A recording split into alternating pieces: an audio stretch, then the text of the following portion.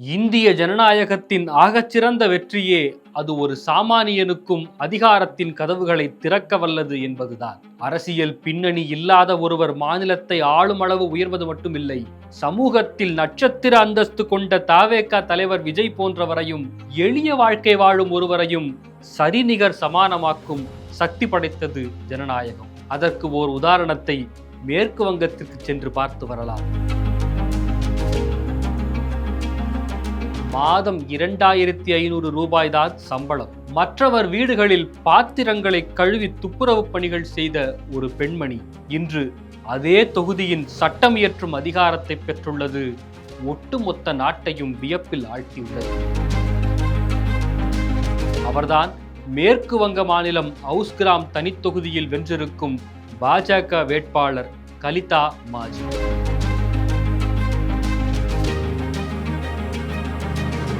மேற்கு வங்கத்தின் கிழக்கு வர்தமான் மாவட்டத்தில் உள்ள ஹவுஸ்கிராம் தொகுதியில் வெற்றி பெற்றுள்ள கலிதா மாஜி வெறும் அரசியல்வாதி மட்டுமல்ல, அவர் வறுமையின் கோர பிடியிலிருந்து மீண்டு வந்த ஒரு போராட்ட வீராங்கனை. சில மாதங்களுக்கு முன்பு வரை மற்றவர்கள் வீட்டு பாத்திரங்களை துலக்கிக் கொண்டிருந்த கரங்கள் இன்று அந்த தொகுதி மக்களின் தலையெழுத்தை எழுதும் அதிகாரத்தை பெற்றுள்ளன. கலிதாவின் தந்தை ஒரு சாதாரண தினக்கூலி தொழிலாளி. அவருக்கு 7 மகள்கள், ஒரு மகன். தந்தைக்கு போதிய வருமானம் இல்லாததால் கலிதாவால் முறைப்படி பள்ளிக்கல்வியை கூட முடிக்க முடியவில்லை. இளம் வயதிலேயே வறுமையின் காரணமாக கூலி வேலைக்கு செல்ல வேண்டிய கட்டாயம் ஏற்பட்டது. 2006இல் பிளம்பர் ஒருவரை திருமணம் செய்து கொண்டார் கலிதா. இவர்களுக்கு பிறந்த மகன் இப்போது 8ஆம் வகுப்பு படிக்கிறார். தன் மகனின் படிப்புக்காகவும் குடும்பத்தை பராமரிக்கவும் கலிதா 4 வீடுகளில் துப்புரவு பணியாளராகவும் பாத்திரங்களை கழுவும் வீட்டு வேலையாளராகவும் சேர்ந்தார். வறுமை ஒருபுறம் இருந்தாலும் சமூகத்தின் மீதான அக்கறை அவரை அரசியலை நோக்கி ஈர்த்தது. பாஜகவில் இணைந்து 2021 சட்டமன்ற தேர்தலில் ஹவுஸ்கிராம் தனித்தொகுதியில் போட்டியிட வாய்ப்பு கிடைக்க பெற்றார். பணமோ அதிகாரமோ பின்னணியில் இல்லாத கலிதா அந்த தேர்தலில் வெற்றியை தவறவிட்டார். ஆனாலும் அவர் துவண்டு விடவில்லை. தனது பழைய வேலைகளையும் கவனித்துக் கொண்டு மக்களுடனான தொடர்பையும் பேணி வந்தார். அந்த தேர்தலில் ஹவுஸ்கிராம் தொகுதியில் போட்டியிட்டு 41% வாக்குகளை பெற்றிருந்தார் கலிதா.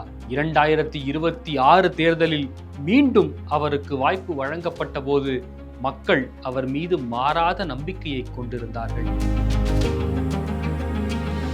தேர்தல் பிரச்சார காலங்களில் அவர் வாழ்ந்த வாழ்க்கை மிகவும் நெகிழ்ச்சியானது. அதிகாலை 5 மணிக்கே எழுந்து தான் வேலை பார்க்கும் 4 வீடுகளுக்கும் சென்று துப்புரவு பணிகளை முடித்து விட்டு வருவார். அதன் பிறகுதான் தன் மகனுக்கு சோறூட்டி வீட்டை தயார் செய்துவிட்டு அரசியல் பணிகளுக்காக தொகுதியை சுற்றி வலம் வருவார்.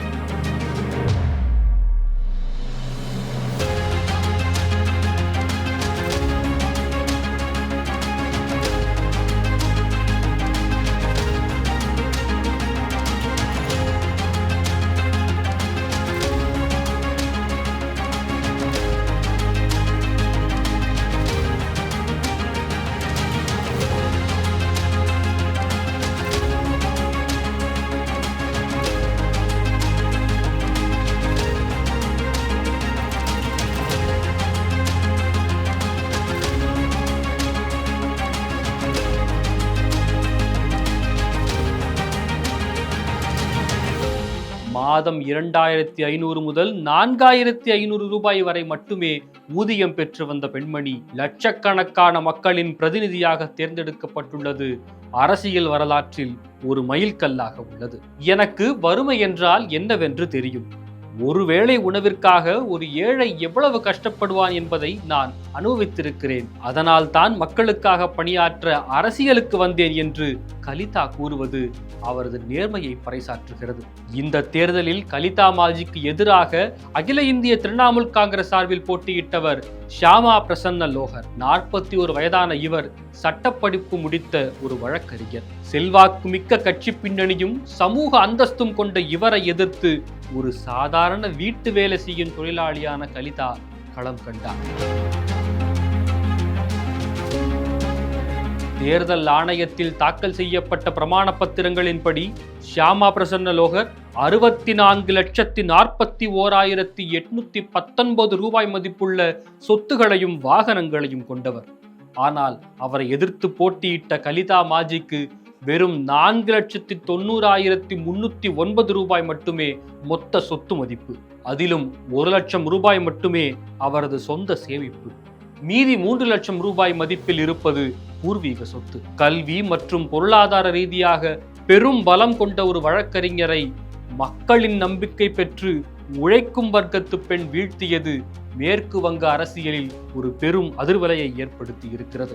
2026 மேற்கு வங்க சட்டப்பேரவை தேர்தலில் ஹவுஸ்கிராம் தொகுதியில் 1,07,692 வாக்குகள் பெற்று கலிதா மாஜி வெற்றி பெற்றுள்ளார்.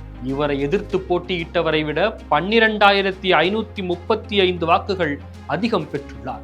கடந்த 2021 தேர்தலில் இதே தொகுதியில் போட்டியிட்டு சுமார் 11,815 வாக்குகள் வித்தியாசத்தில் தோல்வியடைந்த கலிதா இந்த முறை வெற்றிக்கனியை பறித்துள்ளார்.